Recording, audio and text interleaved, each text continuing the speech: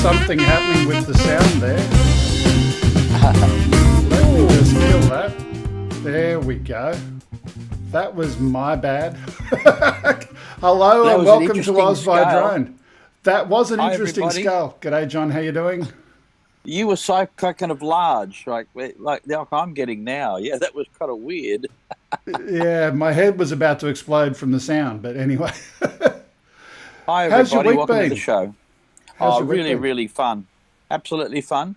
I'm going to start straight off with showing you some bling. Are you interested in this? Because most of you will be on eBay Christmas shopping these days, and if you're like me, I'm supposed to be getting presents for other people, but what I end up doing is going to gadget sites, and I found the latest gadgets for the Mavic Mini 2, or the Mini 2 as it's called, and you've got to absolutely see this. So first of all, let's start off at the top. I ordered the red motor caps. Now this is a dust cover that covers the motor cap and makes it water protective. I ordered ND filters. I got a full set of ND filters. You can see that on the front of the aircraft as well. So I ordered for the controller, and you're going to love this. This has got the range extender clip on it. We've got gold sticks now that screw on, which also come inside a little handy key ring gadget. You know, like it's fantastic. And it's got a silicone cover on it that you can see. I've got a complete silicone cover, which makes it great feel, an excellent thing. So all of the mods that you can get, and then I've ramped up my batteries. So I've absolutely got banks and banks of batteries for the Mini. So this all fits in one very, very small case, which you get with the combo unit. And I can tell you that I'm fully kitted out now. This is full bling for the Mini, and it's been a great aircraft. I just love flying it. It's wonderful, remarkable. Indeed. So there you go. You can get everything for your Mini for Christmas. So let's just have a look at the gold tips again. Oh, yeah, here we go. These are the gold sticks that come with it. You can screw straight on, and they're a little bit larger than the original ones you can see, which come down in the bottom here. So you can see they're quite much more significant. Definitely for the serious FPV RC, the original one's quite diminutive, if you like, and quite ordinary, but you've got to have gold. You know, you've got to have the bling. The more gold, I'm seeing if I can get a gold aerial range extender as well. As for the question you're asking now is, does the range extender work? Probably not. But you know what? It looks good. And there's a lot when you're talking about bling that's got to go with looks good. Very simple device.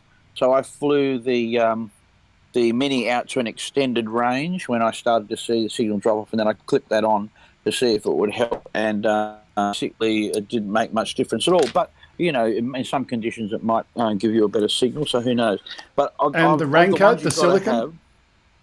Yeah, the raincoat, the silicone here, thank you very much. The silicone multi-purpose is absolutely very, very high quality and a beautiful fit. But you know, what I like about it is it makes the feel of it. I don't know that it makes it that much waterproof, but the feel of the actual controller itself. Really, I mean, we know that the Mini 2 has the Mavic Air 2 controller. This is the OcuSync 2 controller that goes with the Mavic Air 2, and it's a great gadget. I can see Grumpy in the background rolling his eyes at all my amazing, all of your toys and gadgets. I've got all the toys and gadgets. But probably the first thing I would get, I'm not big on ND filters, but those motor covers are really interesting. Because they're on, you can't see how much of the engine's exposed. But in an effort to make the aircraft lighter, you know, they've cut down lots and lots of any extra material, and the motor tops were quite exposed. But apart from that, you can order black ones as well, but because I had to have red, you know, we're looking for bling here, aren't we, after all? So and of course, as soon as you put the motor covers on there, you're no longer under the weight limit, and you've got to go and do all of those things and register. You'd be pushing it. I actually don't think there's a gram in all of it. I've kept mine, so it's 250 and under. You've got a gram to spare there, by the way, you know, so you can carry a small cockroach with you if you need to. Okay.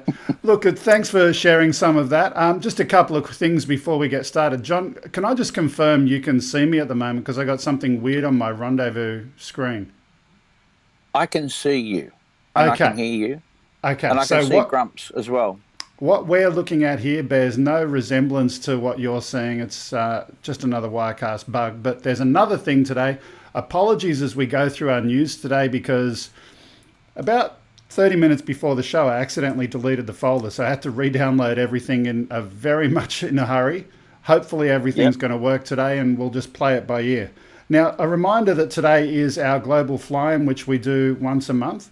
We're simulcast on the Ready Set Drone channel today, and let's just have a quick look. No one's there waiting to fly at the moment, so we might get started and get into the news. So, because we're doing the global fly-in thing, I've got my computer doing other things. I don't have the fancy titles, but let me just say, OzByDrone News is brought to you by Air Data UAV. As always, is your drone healthy, or is it about to surprise you on your next flight? Don't wait to find out. Discover information under the hood and review the early signs of problems before you take off again. Use a discount code OzByDrone20 and you can get a 20% discount. There is a link in the description to the broadcast on the OzByDrone channel. Speaking of which, those people who are watching on Ready Set Drone, Grumps, if you could do me a favor when you've got a moment and just post the pop-out chat link into the Ready Set Drone channel so those guys can participate in the chat, but still watch over there if they wish to do so. Just to let you know, it's not actually streaming over there right now, the Ready Set Drone. Okay. It says it's waiting, though. Everything that could possibly go wrong today has. We got some buffer issues, I think, too, I'm noticing. So that's okay. Move on. We'll move on. I tell you what, do me a favour and send an email to Kelly. He probably forgot to turn on auto start, so you might need to tell him to go and press the button, because I think it is going there. Our first news story. Here's what we're going to do. I'm going to start on our first news story, and you can have a chat to him. There's been a leaked video. Everyone's seen it, about the DJI FPV drone in flight. There's lots of other photos of the new DJI FPV drone that people have seen, in the box, out of the box, and all of this kind of stuff. Let's just quickly play the video first. Yeah. Now, it's a very, very grainy video, and we don't get much out of it, but we can certainly see it in flight there, and that's about all we've got. We can play it again. A leaked video, yeah. It's, well, DJI has got plumbing problems.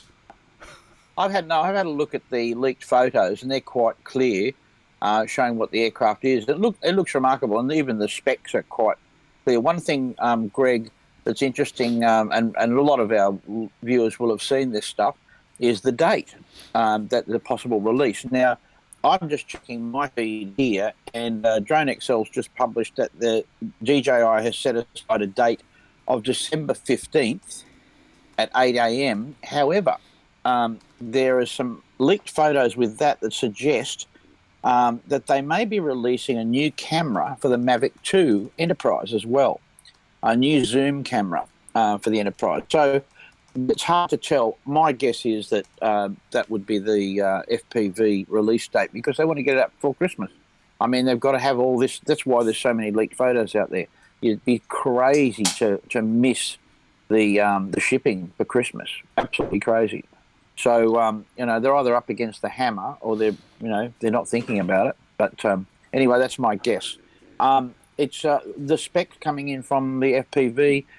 Those of you who haven't seen it, we're talking about a 90 mile per hour aircraft, 150 kilometers per hour. This is a genuine high-speed racing FPV aircraft.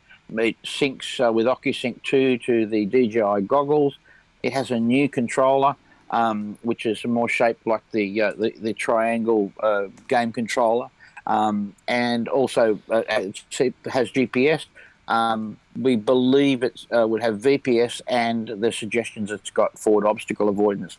At 150 kilometres an hour, we're not sure how that might actually work, but DJI have surprised us before. So I think this will be a great aeroplane. So Greg and I were discussing this morning how our hardcore, I'm going to say it that way, FPVs will feel about an aircraft like this, because they'll tell you there's a lot of tiers in learning to fly FPV. So with some stability, GPS and a few other things, maybe there's a bit of help there. But at 150 kilometres an hour steering to goggles, you are going to crash this aeroplane. So the odds are so high. Yeah. You're so let's just pause and take a step back before we get into what people will and won't do with it. Let's talk about who's going to buy it. So DJI, I think, have been very, very smart in this product from the perspective of, right, who are FPV flyers at the moment. There's category 1, who are old grumpy guys, and speaking of which, Grumpy has left the building. That's another story. Yeah. But there's category number 1. Category number 2 is pimple-faced teenagers with a soldering iron and other ages in between.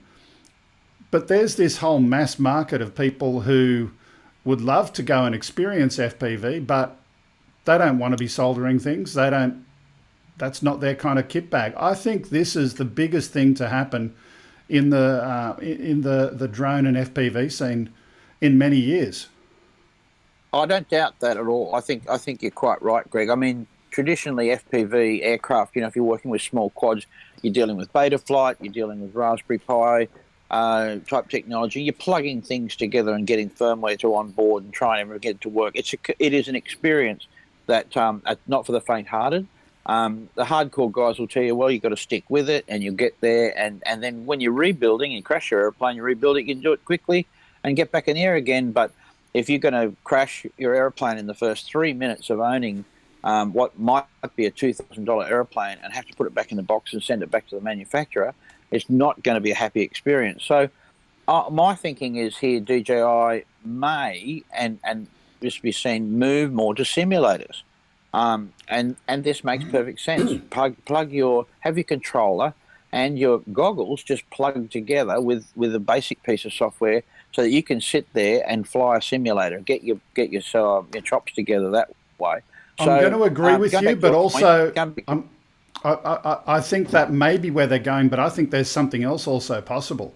Just as you've got flight modes with restrictions if you haven't logged into your account, I reckon they're going to be actually doing a graduated flight mode for someone who doesn't have the skills and the chops. That's what I think is going to happen. And they basically will say, it'll be user selectable. It'll be user selectable, but I think if I was them, I'd be saying, we're going to warrant it in these flight modes. You take responsibility thereafter. Okay, let's ask our expert audience. So you get obviously, if you can fly, when you get a DJI aircraft, a new one, it's got a beginner mode, right? There's a beginner mode there. If I've got someone who's having their first go, I put it in beginner mode. It's just easy. It's 30 meters height, 30 meters a box that they can fly in. The controls are dumbed down.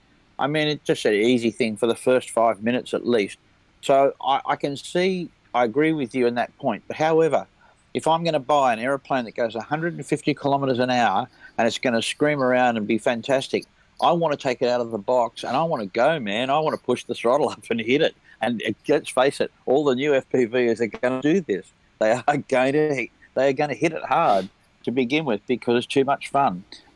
Maybe the dollar factor will tone your your aspirations down a little bit, in terms of what you're spending. But I want to go fast.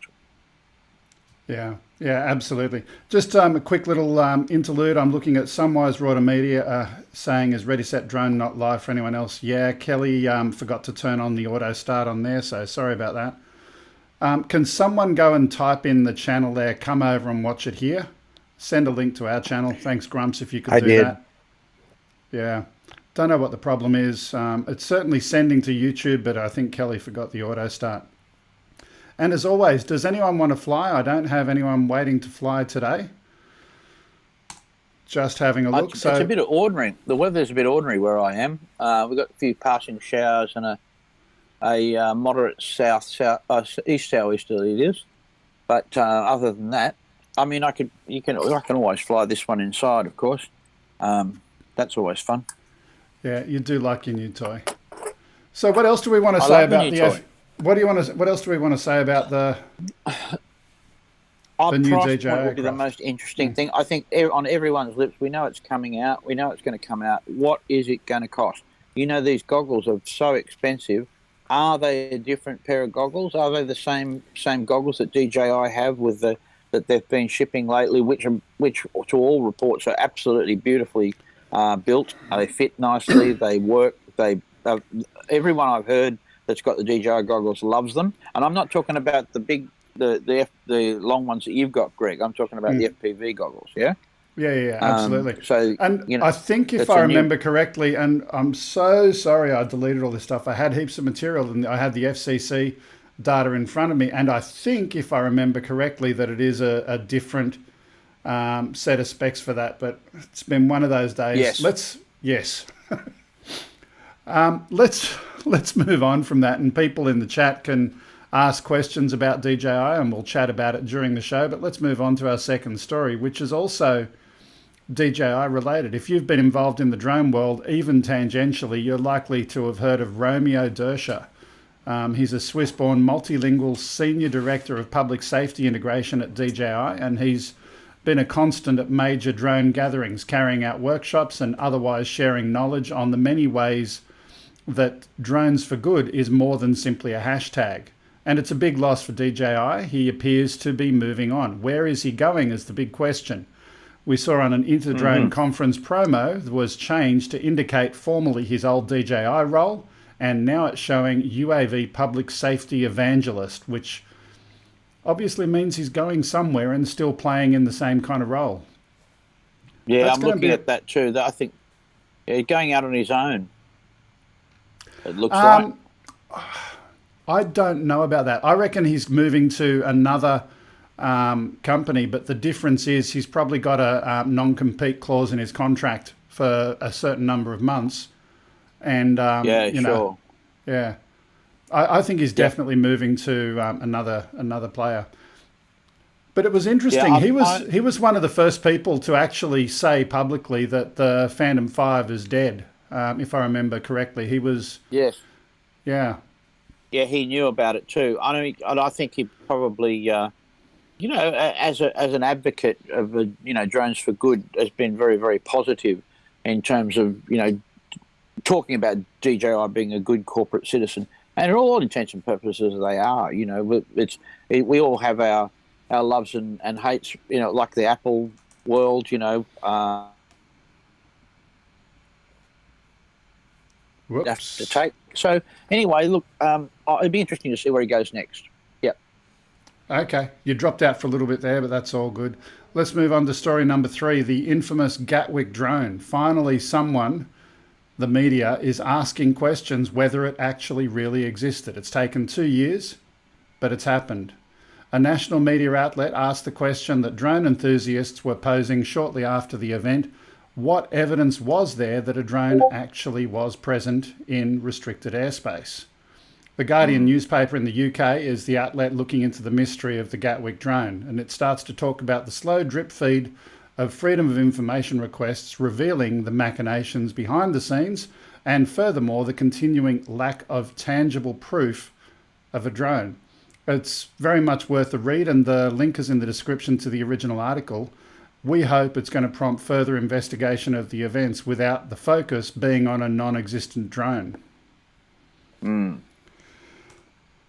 you think it happened yourself? Look, we've had plastic bags and we've had all sorts of, false sightings and lots and lots of stuff like that. I just don't really know. It's very, very hard to tell. And I'm without the info. What would you say either way? I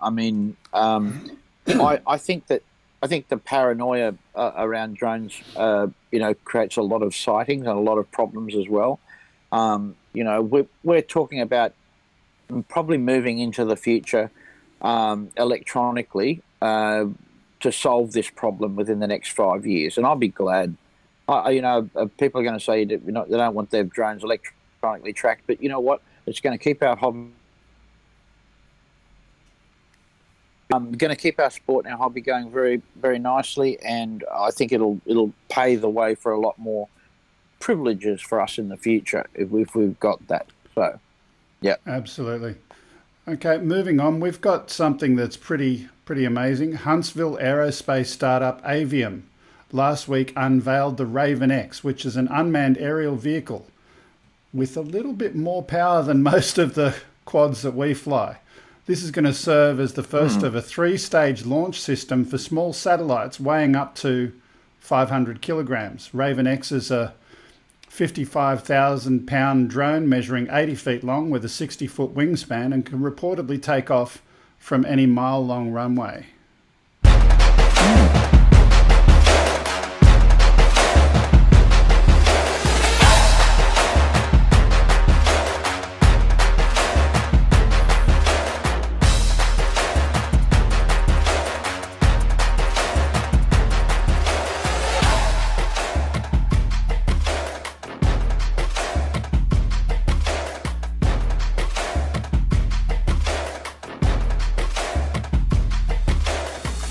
Now, the original video for this is actually a very, very long video. It's a full presentation with the team talking about the technology and the process, how they got it to market and what they're doing next with it.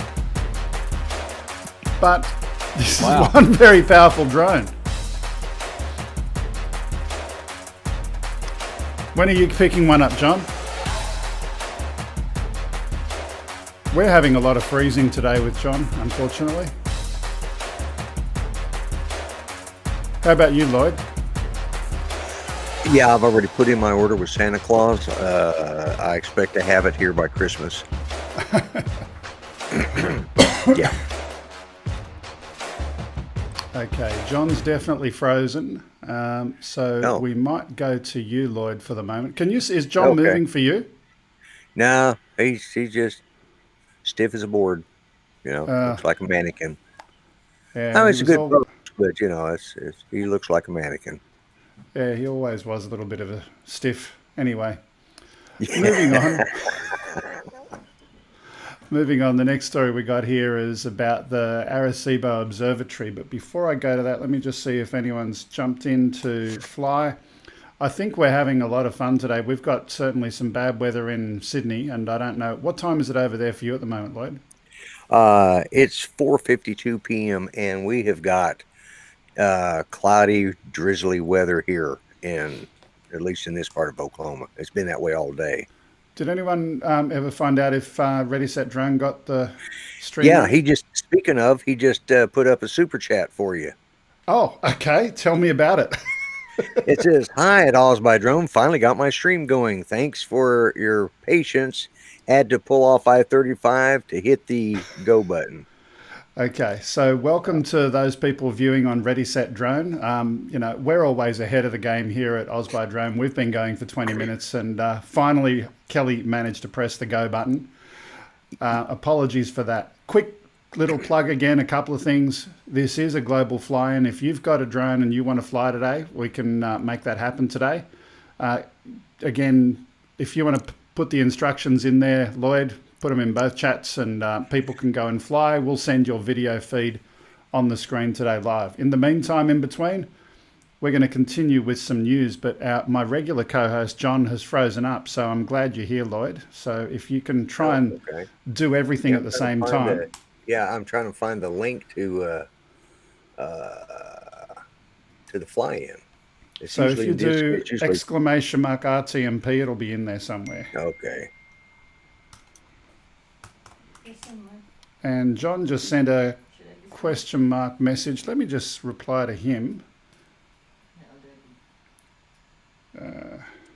Exclamation RTMP. Oh, there it is. All right. I will be putting this in Kelly's chat. So while you're doing that, let me go and read the next story over here. The Arecibo Observatory collapse was caught on video. Now, a lot of you may have seen this video already, but I'd like to play it and then talk about it from the perspective of drones. Let's just have a look.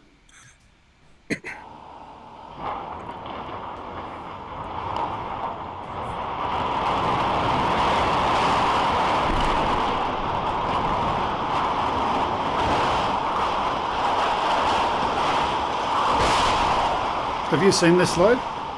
Yeah, a couple of times. Matter of fact, Grant, Mr. Stay Drunk, and I went through it frame by frame and watched it when it happened. And talked about, there's John back. He's back. So, hi. Let's just watch the end of this here, right? So, John, this is an interesting one. Have you seen the Arecibo Observatory collapse? Have you seen that video before?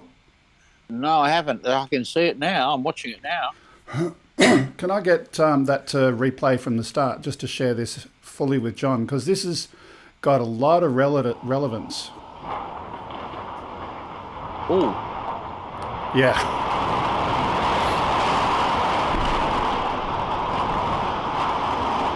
So are they demolishing it deliberately? No, not at all. So I'll just read my little script here. Performing inspections in dangerous locations have been a strong use case for drones. Recently, a drone captured the Arecibo Observatory collapse. Now, they had been monitoring these cables, these high-tension cables, where their instrument platform was sitting on top of the dome, and they had been observing problems with paint cracking on the outside of those cables. Now, from what I gather, they didn't want it to happen. I don't know if the issue was budget, that they didn't yet have money to go and replace the cables, or what their plan was. But it certainly was an unexpected, uncontrolled failure. They just happened to be doing an inspection by drone at the time when this happened. That's a remarkable piece of video showing the way it failed. You can, slowing that down, you can see... Speaking of failing...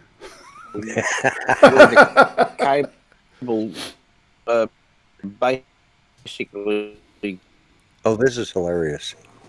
Slow motion. As they say, a train wreck in slow motion, John. You're failing as we speak. I've got some problems here, bandwidth. Yeah, absolutely. Yeah.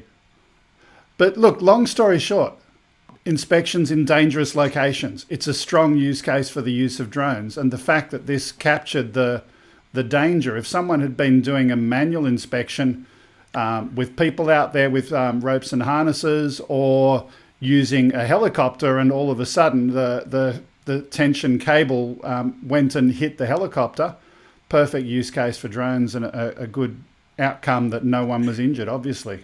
Yeah, sure. Yeah, Chris Zielinski says, can just see the headlines now. Evil drone causes observatory to collapse. And they probably would. Just to blame somebody besides the slackers that didn't fix it in the first place, or the cheapskates that didn't want to pay to get it fixed. Yeah, absolutely. Blame it on the drone. Hey, Greg, throw Grumpy in the hot seat for a minute. I want to go and see if I can fix my bandwidth issues. I'll be back. Okay, we can do that.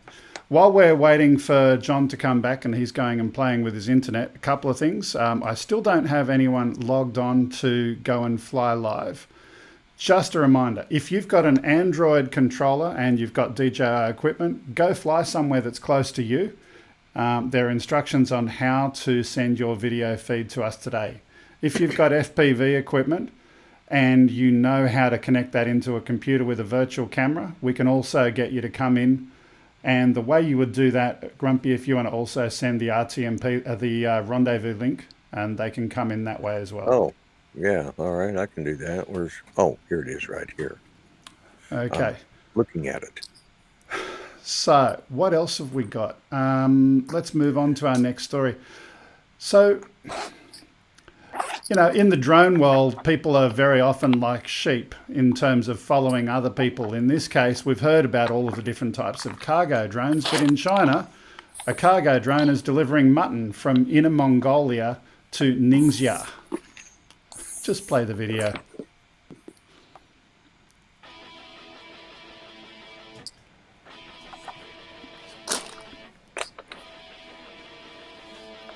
So this has been published on a Chinese news website, and they're bragging about the fact that they're taking sheep, or in this case mutton, by cargo drone.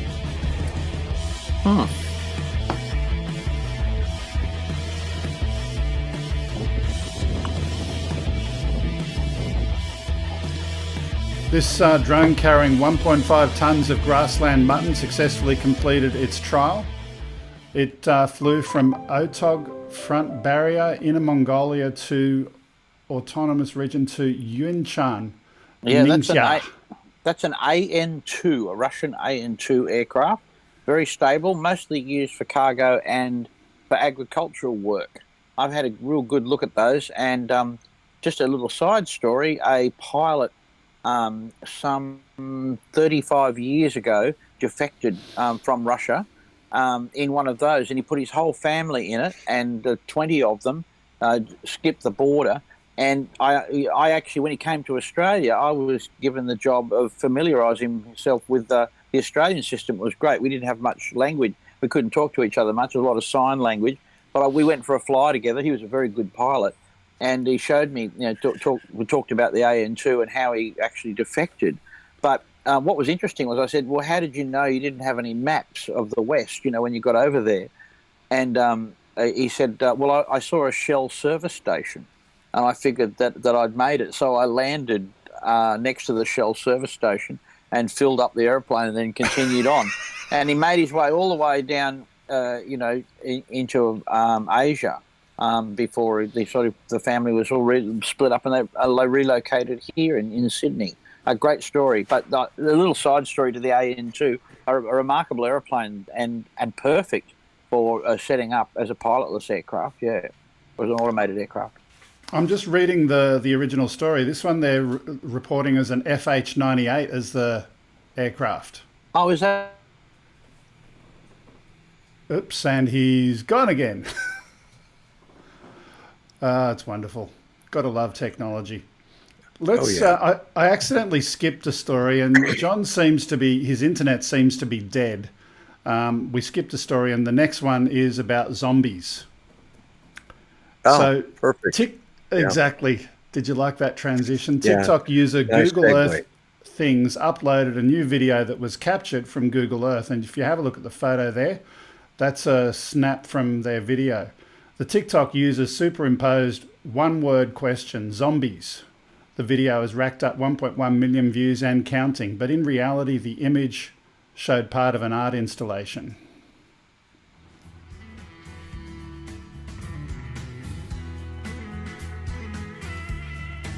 So you can see all of the people down below. It's actually, as said, an art installation, and the truth is definitely not zombies. But I do have a one-word message from John. He said bugger.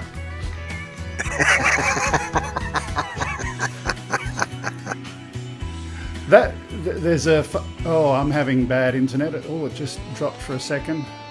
Maybe it's not him. I saw it go yellow for a minute, but we're back. But encourage everyone to go and have a look at the description for the video, and there's a link to this story in there. And you can have a look at that one. It's a Snopes link. Yeah. Let's leave that one alone for now and move on to our next story. But before I do that, let me have a look, see if anyone's online. We've got no flyers today. This is the first time we've had the global fly-in. Yeah. Yeah. Maybe I should call John and tell him to go and fly today. There you go. Well, I'd posted on Discord that, speaking of internet problems, I posted on Discord that I was going to be late because Judy had a virtual doctor's appointment. And somebody wrote up there, I think it's Call Me Dash, wrote up, he says, well, hopefully they're not virtually late. They were. I had to call their office and say, hey, we're supposed to have a virtual appointment. When's it going to happen? And, oh, well, they'll send you a text message. By the time I got off, there's a text message.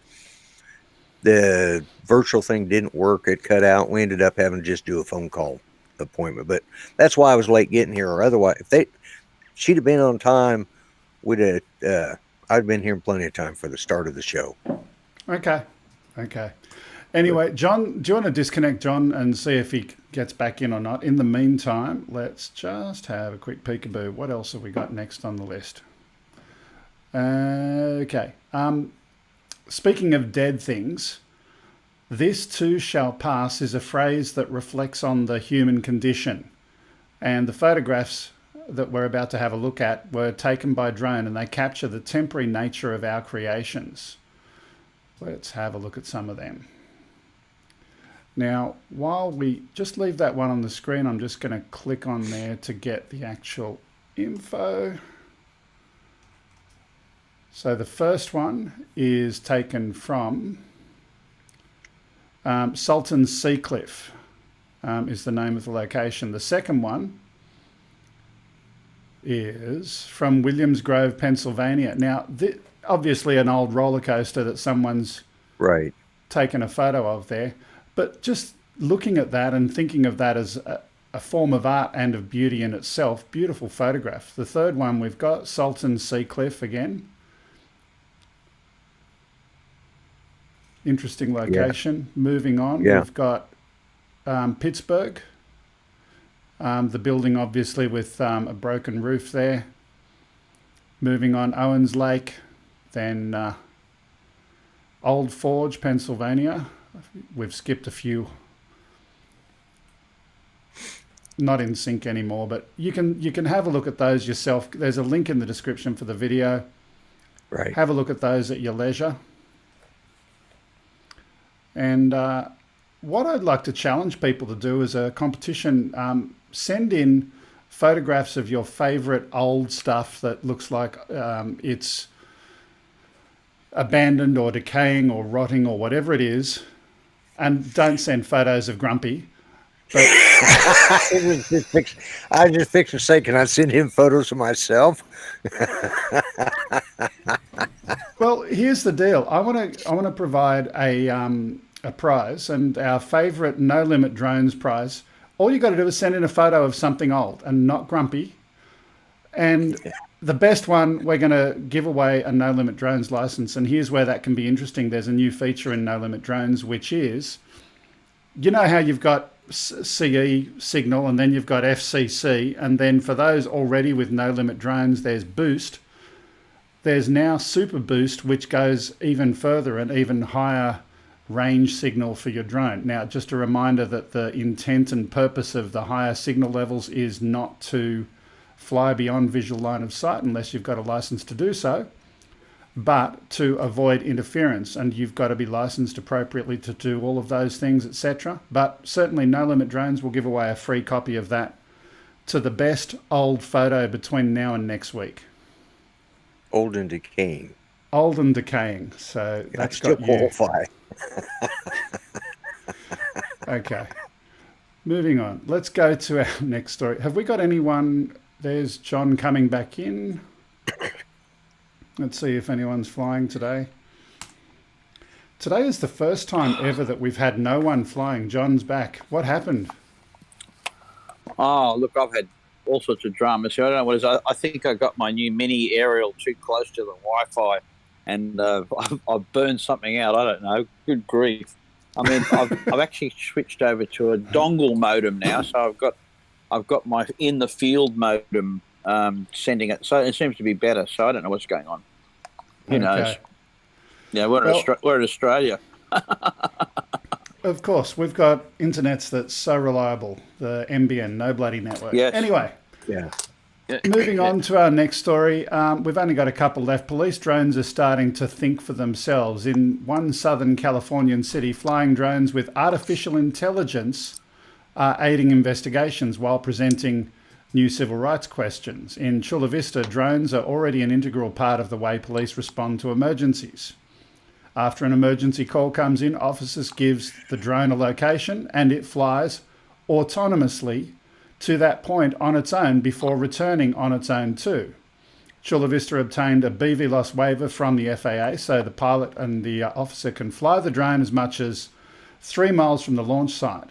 Each day, the police respond to as many as 15 emergency calls with a drone, launching more than 4,100 flights since the program began 2 years ago. Now, Greg, I want you to very carefully, I know it's great, I want you to carefully look at what you just read, pick out 2 points for me. Let's go back to the bit where the drone flies on its own, right, autonomously. Yep. And let's get, and to pick that sentence out, and let's go to the sentence there where the pilot and observer can, whatever they're doing. What's that line there, where the pilot and observer? So I know that there's one person who's launching it who needs to stand on the roof and stay there ready. That was one message that I read in the larger story. The observer, I don't know that there's a separate observer. The pilot is actually downstairs, but they're sitting in front of the screen, obviously. Yep. Absolutely fine. But there is a pilot there. It's not an autonomous aircraft, yeah? Correct. So it's a pre-programmed system that will send the drone to the location without pilot intervention, other than good when something happens, and if something happens, he can take over controls. Absolutely. So, to be clear, at the moment, there's still, I believe, in America and in Australia, no legislation for autonomous aircraft. I know we've done this before, but every time we get a news story and we say, oh, look, the drone does this by itself. However, the pilot was doing this. The drone went down the mine shaft on its own and did this on its own. However, the pilot was sitting in another country. There's still a pilot. So it's clearly an automated system, not an autonomous system.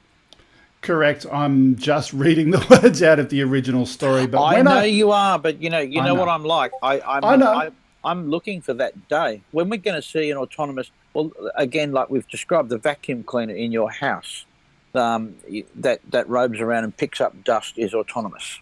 Lovely. Does its own thing. Very basic, but it does. Anyway, move on. Don't let me get bogged down in the gutter again. Look, I think you're absolutely right. But here's where I think this is going. There are questions and concerns, especially in the US, civil rights questions, when you've got go to the Circle K down the road 2 seconds after a call comes in, it's flying there autonomously, and then the FAA has no control about what happens with the vision from that aircraft. And the question is then, are they using artificial intelligence with the vision? So my original comment, flying drones with artificial intelligence are aiding investigations. Not necessarily flying artificial intelligence, but definitely on the content coming back from the drone. Artificial intelligence will play a major part of autonomous vehicles in all senses. Sorry, Grumpy, go ahead. You got something there. I have a question because, keep calling it artificial intelligence, but that intelligence has to be set up by a programmer somewhere for it to finally become to where it has a certain set of algorithms. What if a stupid person like me programs it? Then it's not really intelligent, is it? It's just artificial thinking. It'd be artificially grumpy. Yeah, artificial grump. You know, you make a great point. Of course, it's only as intelligent as the software is, and you make that point well. One of the things that we've got to get into first before artificial intelligence and all these other elements of autonomous vehicles get used is the primary laws of robotics. And you might remember the very familiar movie, I, Robot, where the 3 laws of robotics was, first law, a robot shall not harm a person.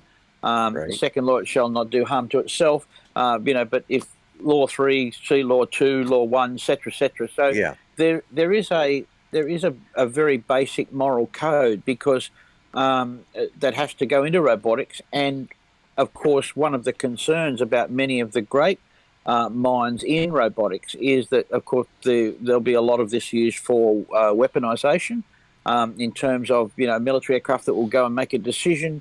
They'll basically take images of threats. They'll decide what the threats are based on their software, as you point out, and then it'll go and execute what it needs to do based on what the threats are and take it out. So that's a big step. And of course, the military's been working towards this for some time.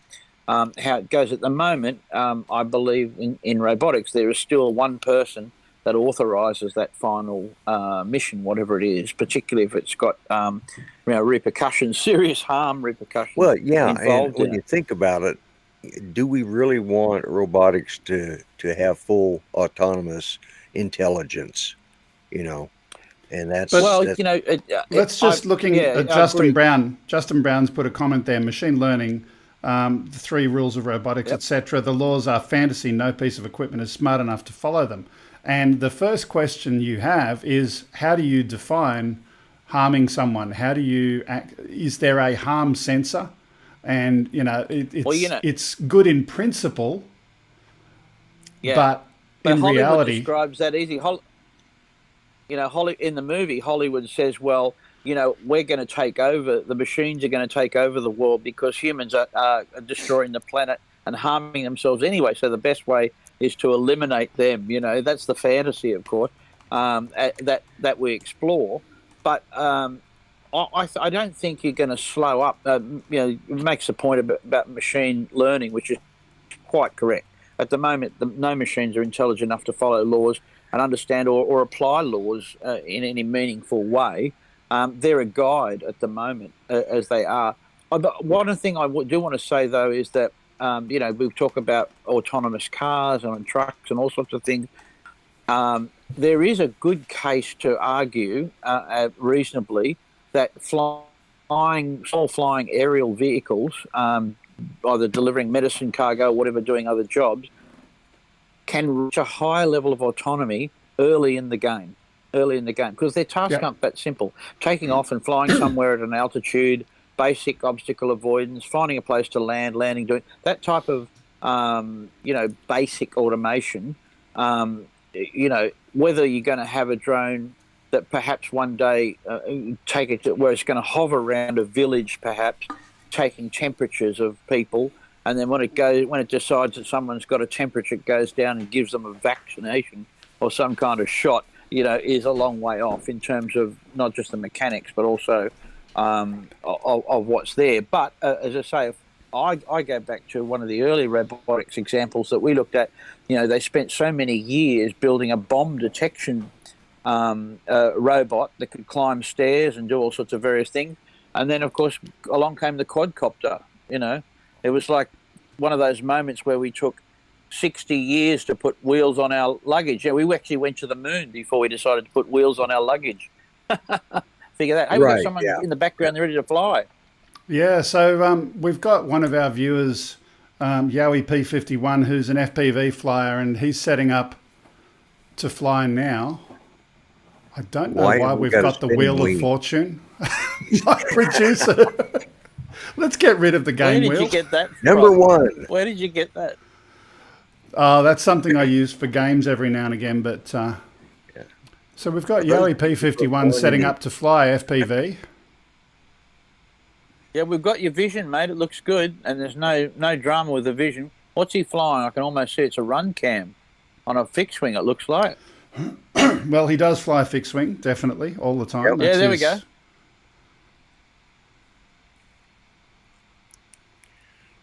Yeah, you got the Tyrannus, looks like a Tyrannus 9D radio, or 9XD radio, yep.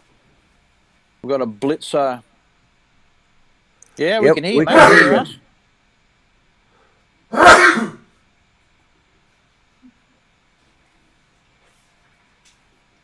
Flying line of sight at the moment. Oh, okay. And it's You're just going to send us the camera feed, are you, mate? Yeah, I'll send you the camera feed. And it's blowing a gale here at the moment. Yeah. I can tell, we can hear it. Where are you, mate? I'm up at Hill End. Oh, yeah, okay. I don't know what the weather's like down there on the coast, but it's blowing pretty hard here. Yeah, it's blowing here. You're getting easterly. Yeah, coming from the east, so... Yeah, strong easterly here too, mate. Right across, we've got a good easterly stream. So just a quick comment. Nice. Just a quick comment. Yowie, also known as Gary, he's one of the people who was initially telling me about the problems down at Cronulla at Don Lucas Reserve. So we've been fighting the council, and still, despite the meeting and despite saying 3 months, I got some later information saying that it's going to be a few years now. Yep. No surprises there. Yeah. And how long did it take them to put the sign up? About 15 minutes. 3 years to take it down. Doesn't make sense. Wayne King just gave you a super chat. Well, Thank you, Wayne. Greg, I know I've got methods of removing a sign if you want to.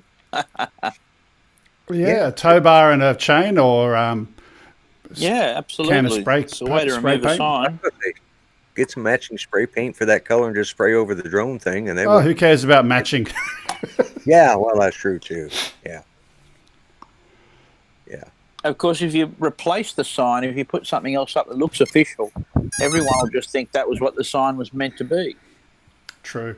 So look, while he's getting set up there, let's have a look at the next story that we've got. Tinto says use finished firecrackers. So I'm going to read the next story, and by the time we finish it, hopefully we'll have him launched up there. A Russian research institute is working to patent a new drone, Dragnet, designed to detect, track and capture enemy drones. The interceptor drone includes a catching net integrated into the frame's hollow space in the actual drone frame. The drone being built by Russia's government-operated Rostec Corporation is intended to supplement other drone defences. The net size and surface tension allow capturing and retaining the target, while the net's tension is regulated by turning an automatic coil winder to change the length of the line stretched along the frame's perimeter and holding the net with the captured object. Have we got a photo of that drone that we can put up for a moment? Yeah, there's the photo that came with the story, but interesting that Russia wants to get a Dragnet. I'm just trying to imagine the music right now. We're up, man. We're flying. Let's go to Gary. Full screen up at the top left there. There we go.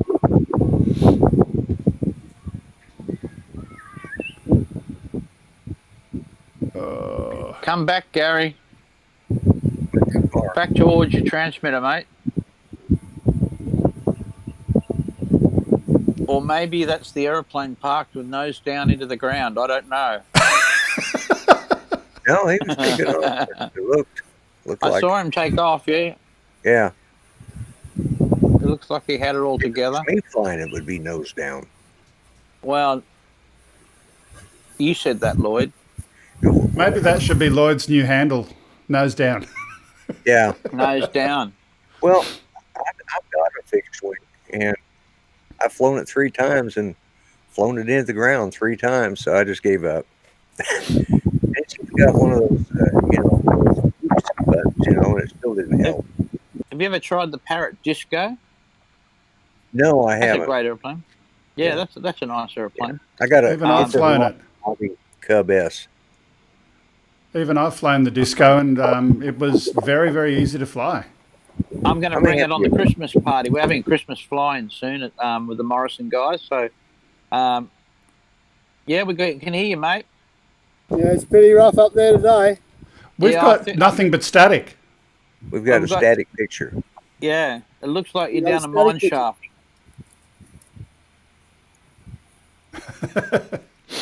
Okay, let's do this. While he's sorting out his picture, we've got one more story here, I think, today. Australia gears up for the Great Koala Count using drones, droppings and dogs. The Australian government has announced that it's going to commit 2 million Australian dollars to fund an audit of koala population and would use new methods to do so. Heat-seeking drones, acoustic surveys and detector dogs will be deployed. Individuals will don hiking boots and head out into the bush for some koala spotting. Many will also look for koala droppings. That's right. Did you say drones and droppings? Well... And dogs. Using drones? How much? $2 million. Wow. Oh, we got a bit of picture there. That's a lot of droppings. Here we go. Yeah, it is. Let's go full screen.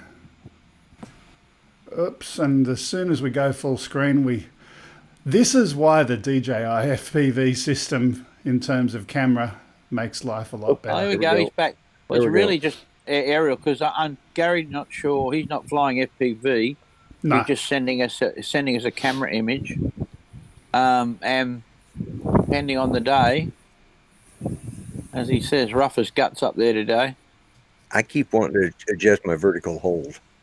Yeah, you remember those days, Lloyd? Yeah. Remember you used to have a vertical hold on the television and you get down the back of the TV and that was my job as a kid.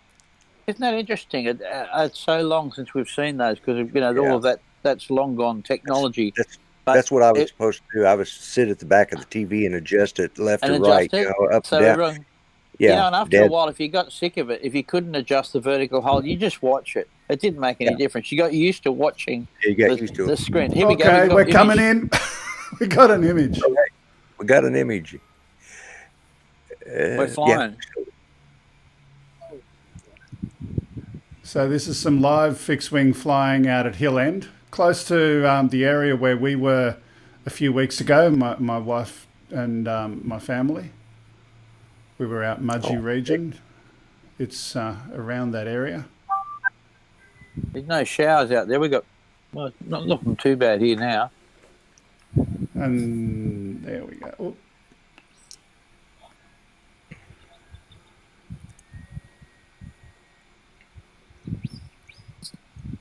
Certainly a little bit of static there. But, you know, the wonders of technology, the fact that we can have someone flying in the middle of nowhere. Tinto said he was the remote in those days. Yeah. Yeah, my dad. Here he goes, landing. Or he's going to fly by. No, he's going to land. Oh, bring it around again, mate. Oh, we want to do this because I want to hang on here, Greg, because there's a good chance we can see it crash. Well, exactly. I'm not going to cut away from this. Yeah, no, we need to see it crash. He came round for an approach, but maybe he's got another go because obviously, here we go. They're lining up again. Get it round into wind. That's it. I know what the problem is. Justin Brown says, "Wiggle the rabbit ears." Yeah, wiggle the rabbit ears. Yeah, that'll just. You used to have them on the telly too. Yeah, I used to have to stand behind the TV and do this for my dad, and he. Yeah. Like I couldn't tell, like he couldn't go do it. And I couldn't tell him the picture was good. No, he had to be the judge of it. So that was my job. There we go. Oh yeah, good one. Oh, nice got the airplane back. Look, that's good, mate. Blowing hard too. You can see the cloud moving. Good on you, mate. That's great. Well done. Let me just turn him up again. There's his kit. Gary, thanks very much for sharing that flight with us. As he puts in the earbuds. Here he comes. Yeah. Here he comes. Welcome back, Gary. Hi. Thanks for sharing that with us. Nice landing, mate. You seen the landing, did you? Yeah, we saw the landing. Yeah. Good. We saw your missed approach as well. Yeah.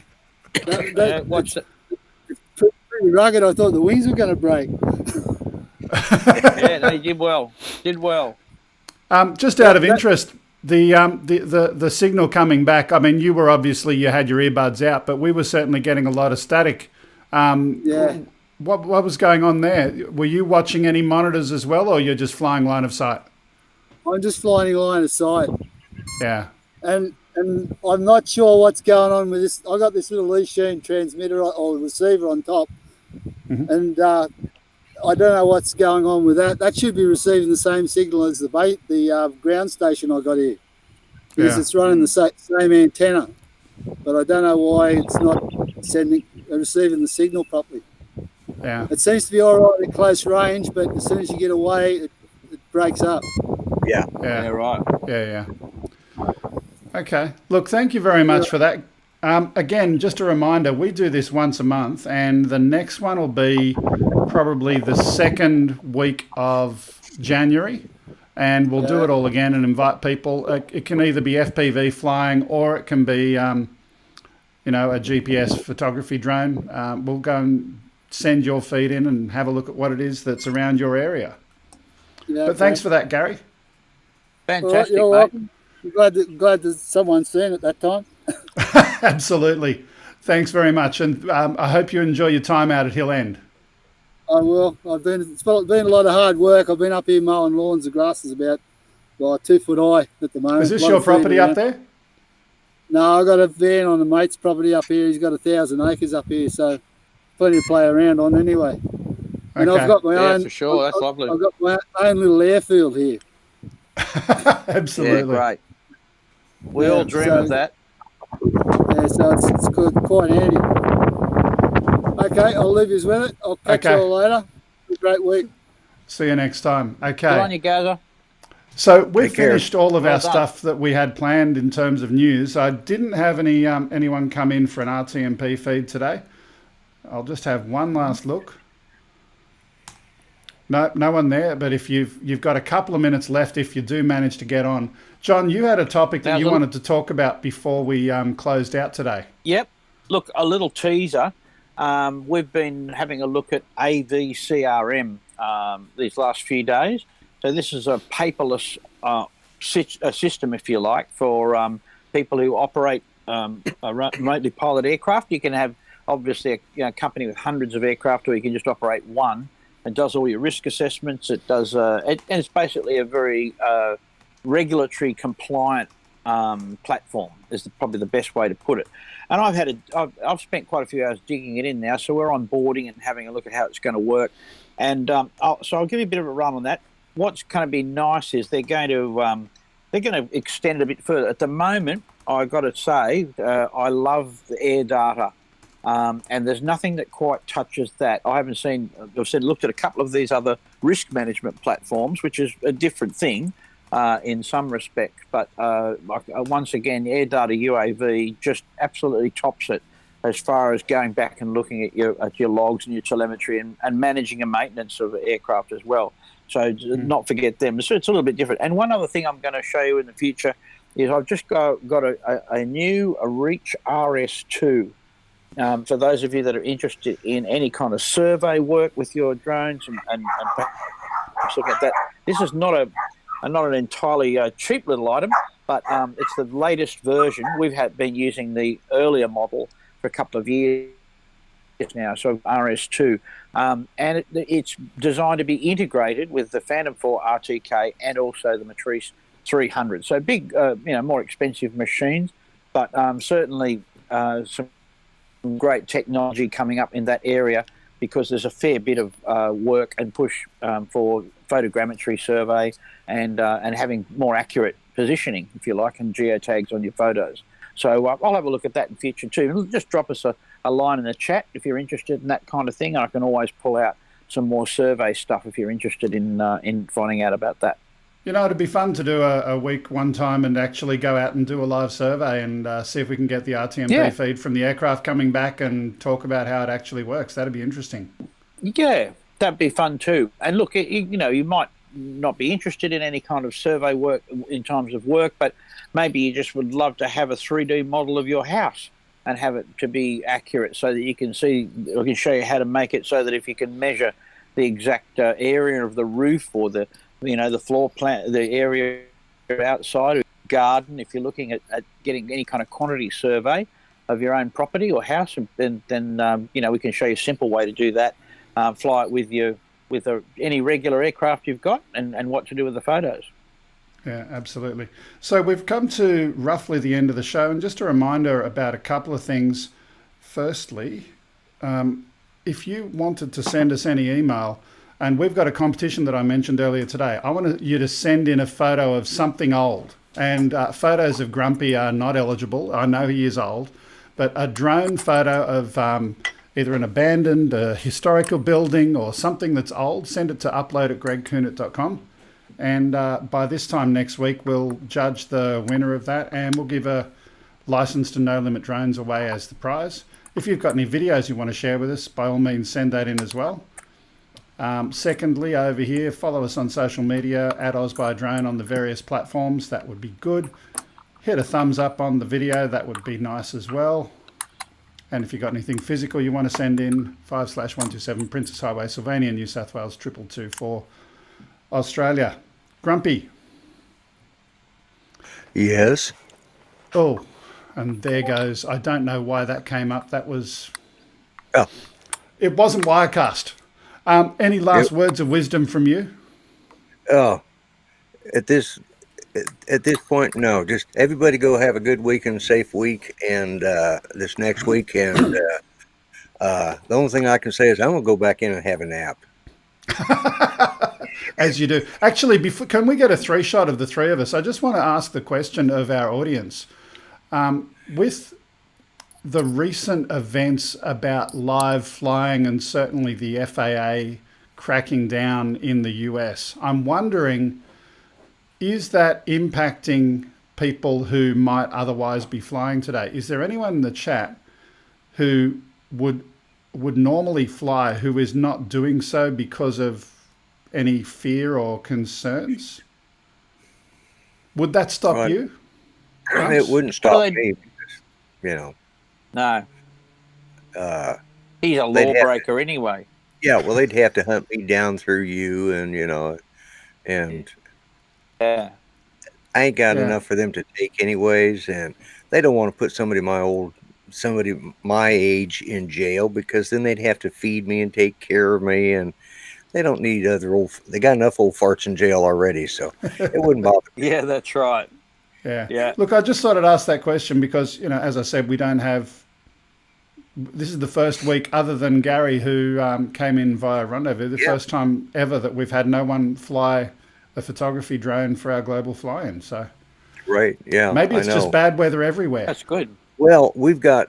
I don't know what it's like in other parts of the country, but here in Oklahoma, we've had nothing but rain and drizzle all day, and it's cloudy, and I mean it was 4:30 when you started. It's already dark now. Here at 5:30 my time, so it's already dark, and it was already getting dark. Well, that's probably the reason, Greg. More the fact that it's too dark or too late to fly in the US, and a lot of our flyers, global fly-in flyers, were flying in the US. Over on I did it once. So Gene Fox, Green Mountain Droning, says it's coming on winter, and coming on winter here. It's dark now and it's cold, and it's our winter time, so we probably aren't going to have that many, Well, we've got to get the Aussies flying then, haven't we? It's simple. Absolutely. We've got to get the model guy in the air. The model guy, in response to the question earlier, said, I've had more people come up and talk to me while I've been flying recently since some of those events about the FAA and their crackdown. Wayne is saying bad weather in Canberra, so we've got bad weather in Canberra, Sydney. We've got to find someone up on the Gold Coast or in Queensland, somewhere up there next time maybe to fly. Anyway, let's leave it there. John, some last words of wisdom from you. Fly safe, everybody. Have a great week, and when hopefully the weather will improve and we'll get airborne again. Absolutely. Okay, well, that's all we've got time for today. It's been fun as always. Thank you for watching. Thanks for being part of the show. Please do leave a thumbs up on the way out, and we'll see you next week. Thanks again. Bye for now.